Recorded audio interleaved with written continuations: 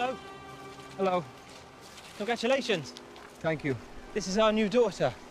Her name's Elizabeth. Elizabeth, give the nice man a kiss. He's a friend of mine. The last thing I want right now is a kiss from a silly little girl. Oh. Don't cry, Elizabeth. You should thank me. Now you'll have a limp and be more like your father. The Lobster is a 2015 film. The Greek director Yorgos Lanthimos, in his first English language feature film debut. Let me just preface everything and say it's a really weird film.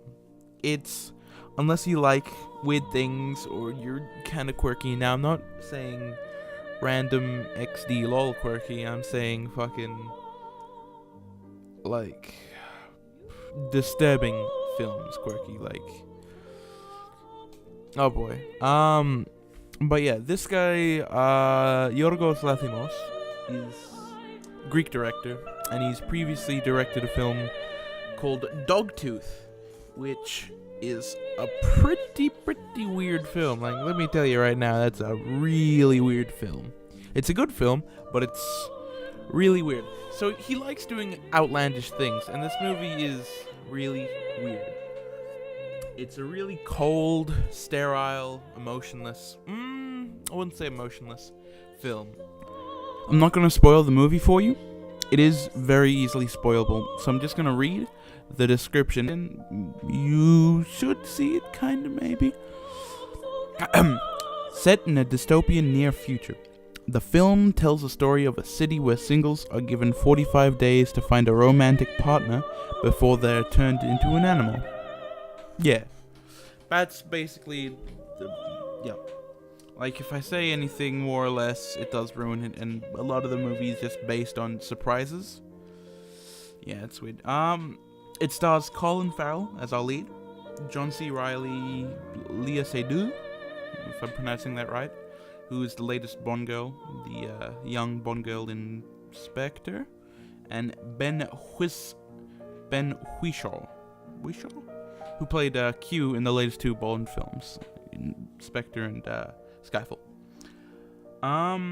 It's kind of got a reverse Fight Club thing, where no one except for the protagonist has a name, and then Fight Club, everybody except the protagonist has a name, you know, blah, blah. The cinematography was really good. There are quite a few scenes where it is just really holding the film up. The soundtrack was also pretty good and well used, except for the theme, which, well, yeah, the theme was really used when something happens, every time something happens. And after the 10th or so time, you really start to notice it, and it kind of breaks the immersion of the film, because I really like to get sucked into films, and I just focus on that, but yeah. But when the soundtrack kicks in for the first quote-unquote hunt scene, it's used, it's so good. It turns a pretty good scene into my favorite scene in the film. It's really well done. Did I like the film? Yes. But it really loses steam around the halfway mark. The first half is pretty great, but I'm not saying the second half is terrible. It's just not that interesting enough for you to continue watching if you didn't like the first half, or if you're really hating the film. If you're just not liking it so far, drop it. It's not going to get better for you. Would I recommend the film? Kinda. It's... if you really like quirky, weird things similar to the South Korean film Oldboy, it does have a similar vibe to Oldboy, to be honest, except for the self-depreciation of Oldboy. I really love Oldboy. Fuck the American one, by the way. You will like it if you do like Oldboy. Have a very, like, non-American palette for movies, like, Jesus, like the cut and paste, same thing over and over in Hollywood, just milking the latest thing. You may not like the film. I'm not sure. What do I rate the film? I do like it. I really like the first half a lot.